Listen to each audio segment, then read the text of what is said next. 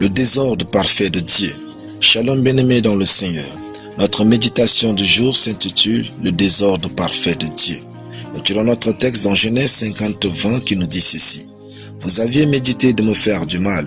Dieu l'a changé en bien pour accomplir ce qui arrive aujourd'hui, pour sauver la vie à un peuple nombreux. » Alléluia. Lorsque Dieu met du désordre dans votre vie, c'est pour accomplir ce qu'il vous a dit ou promu. Le désordre de Dieu est parfait. Quand vous ne comprenez pas votre vie, cela ne signifie pas que vous êtes perdu. Il s'agit de Joseph dans le texte. Joseph avait reçu une belle prophétie qu'il sera un grand homme et aura le respect de sa famille. Mais pour que cela se réalise, Dieu a mis du désordre dans sa vie. Déjà, ce sont ses propres frères qui vont le détester, le trahir et le vendre.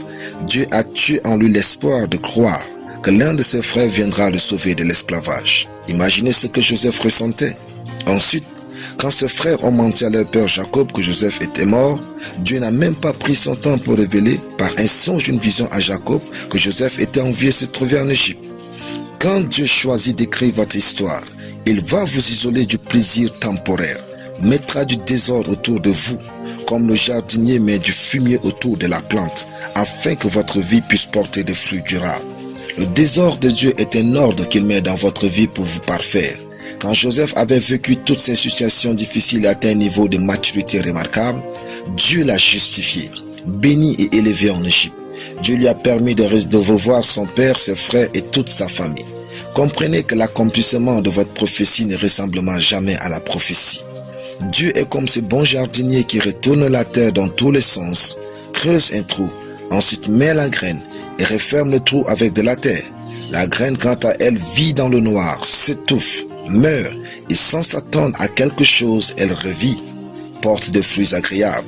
C'est ainsi que Dieu fait avec vous pour que votre vie soit une bénédiction pour plusieurs.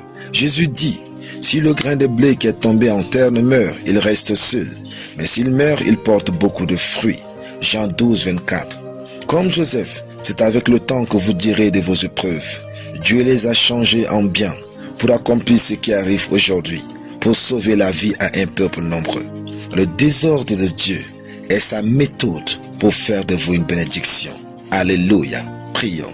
Merci Seigneur Dieu pour ta sagesse, tes méthodes, tes choix pour bâtir ma vie, accomplir tes promesses au nom de Jésus. Amen. La lecture biblique en une année. Cantique chapitre 1 à Cantique chapitre 4.